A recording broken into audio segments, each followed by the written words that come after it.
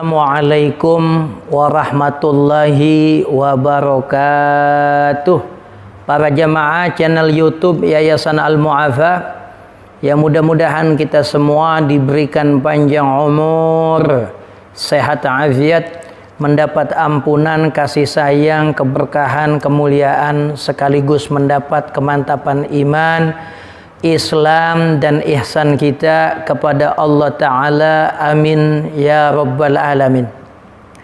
Pada kesempatan kali ini saya akan mengijazahkan sebuah kalimat istimewa yang apabila kita baca, segala macam bentuk ujian hidup, kesusahan yang datang bertubi-tubi dalam hidup kita, segera akan mendapat solusi dari Allah Subhanahu wa Ta'ala. Amalan ini mengubah kesusahan hidup menjadi senang. Yang namanya hidup, senang sama susah silih berganti. Ini yang disebut sunnatullah, ketetapan Allah yang Allah udah bikin skenario buat umatnya. Nggak ada orang yang hidup dari mula dia keceprot, diberianakin oleh orang tuanya, apa dia meninggal seneng semua. Juga nggak ada orang dari mula dia diberianakin, apa dia mati susah semua. Nggak ada.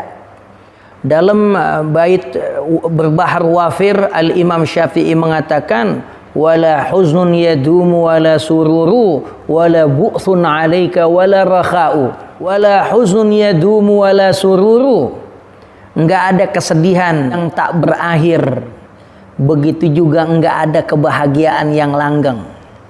Wala bu'thun alaika wala rakha'u, begitu juga enggak ada penderitaan yang terus menerus dan juga kebahagiaan yang abadi. Di dunia ini hidup kita jalanin sunnatullah, di mana orang beriman menghadapi kehidupan ini, letak-letik kehidupan dengan dua pilar. Pilar syukur dan pilar sabar. Kapan-kapan dapat nikmat, bersyukur, banyakin ibadah. Kapan-kapan dapat musibah, kita pasang diri kita sabar. Yang namanya hidup bagaikan aliran sungai. Enggak selamanya sungai itu bening. Ya kadang-kadang ada lumut, ada tokai juga lewat situ. Itu namanya ujian hidup. Nah, ini ada wiridan yang diajarkan oleh Rasulullah SAW, yang apabila kita baca, kesulitan apapun yang datang bertubi-tubi. Ada orang gagal kawin, kena tipu, barangnya dicuri, dapat musibah, diuber-uber utang, dia hianati oleh orang yang dia anggap setia. Ujian hidup banyak. Walaupun dunia ini problematikanya menghimpit, maka Allah Ta'ala akan berikan jalan keluar yang terbaik dalam hidup kita. Rasulullah SAW, sebagaimana diriwayatkan oleh para elit muhaddisin, di antaranya Imam Ahmad bin Hanbal dalam musnadnya, Al-Imam At-Tirmidzi dalam sunannya, Imam Al-Hakim dalam kitab Al-Mustadrak. Rasulullah SAW mengajarkan kalimat yang sangat istimewa ini. Rasulullah menyebutnya da'watu dinnuni fi batnil huti. Ada doa yang dilazimkan oleh Nabi Allah Yunus saat beliau Allah uji ditelan ikan nun, kan paus dah bahasa kitanya, di mana beliau Allah ajarkan, Allah ilhamkan sebuah zikir saat mengalami kesulitan tingkat tinggi, di mana Nabi Allah Yunus ngalamin 3 kegelapan. Yang pertama kegelapan dalam perut ikan, yang kedua kegelapan di malam hari, yang ketiga kegelapan di dasar laut. 3 kegelapan. Dengan zikir ini Allah Ta'ala berikan keselamatan Nabi Allah Yunus alaihissalam. Yang kata Rasulullah, da'watu dinnun fi batnil huti la ilaha illa anta subhanaka inni kuntu minaz zalimin. Wiridannya sederhana. La ilaha illa anta, tiada Tuhan selain Engkau ya Allah. Subhanaka inni kuntu minaz zalimin. Maha suci Engkau, sesungguhnya aku termasuk orang yang berbuat kezaliman. Sebuah i'tiraf disertai dengan pujian-pujian kepada Allah menjadikan kalimat ini disebut Ismul A'zam. Di dalamnya terdapat nama Allah yang paling agung, yang kalau kita sebut dalam doa-doa kita, apa yang menjadi hajat kita bakal Allah ijabah. Kegelapan, kesulitan yang berlapis dan bertubi-tubi akan musnah dengan kekuatan zikir ini.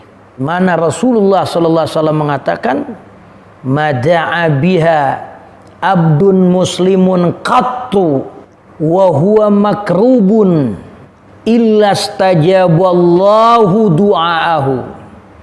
Tidaklah seorang muslim membaca doa ini saat mengalami kesulitan, kepelikan tingkat tinggi, melainkan Allah Ta'ala akan ijabah apa yang menjadi hajat dia. Adapun kaifiat mengamalkan wiridan agung ini, kalimat istimewa ini, yang pertama dibaca kalimat la ilaha illa anta subhanaka inni kuntu minaz zalimin 41 kali setelah sholat subuh selama 40 hari bilan qita, mutawaliyah, tanpa terputus, bacanya berturut-turut. Siapa yang baca kalimat tersebut setiap selesai mengerjakan sholat subuh selama 40 hari, Allah Ta'ala bakal berikan solusi dalam masalah kehidupan yang dia hadapi. Adapun untuk menarik rezeki, kalimat la ilaha illa anta subhanaka inni kuntu minaz zalimin dibaca 1000 kali. Pagi 500, sore 500. 1000 kali satu hari. Itu lil jalbi, dia punya manfaat, dia punya keistimewaan untuk menyedot rizki. Disebut oleh ulama alfamarah yaumiyan li agradin diniyah wa dunyawiyah. Ente punya hajat dunia akhirat, ngamalin 1000 kali zikir kalimat istimewa ini bakal gabul. Adapun kaifiat ketiga yang telah teruji coba di kalangan orang-orang soleh, membaca wiridan ini la ilaha illa anta subhanaka inni kuntu minaz zalimin dibaca setelah mengerjakan sholat witir 40 kali, yang keutamaannya diyakini daf'ul hammi wal gham, menolak segala macam bentuk kegalauan, kekhawatiran, rasa takut, wan nawaibi wal muhimmat, perkara-perkara pelik dan hajat-hajat penting. Sebanyak 40 kali kita baca apa yang jadi hajat kita setelah sholat witir. Setelah baca 40 kali berdoa, doa kita bakal diijabah oleh Allah Subhanahu wa Ta'ala.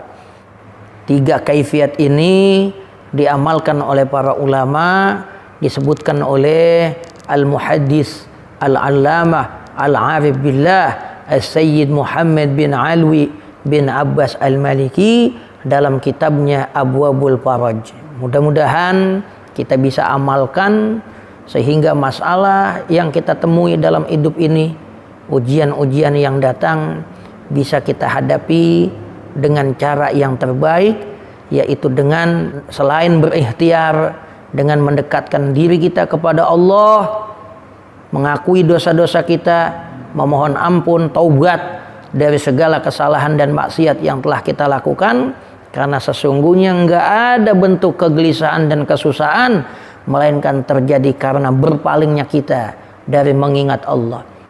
Wa man yakun multaziman bidzikri kana bihi muhassanan min faqri.